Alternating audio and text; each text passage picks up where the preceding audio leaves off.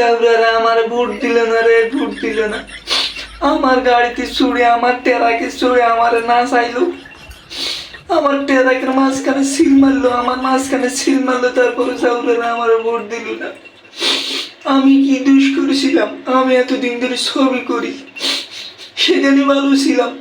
আমার চ্যাংড়া প্যাংড়ারা হই হাই দিয়ে লাগাই দিল যে তুমি ইলেকশনে দাঁড়াও, ইলেকশনে দাঁড়াও।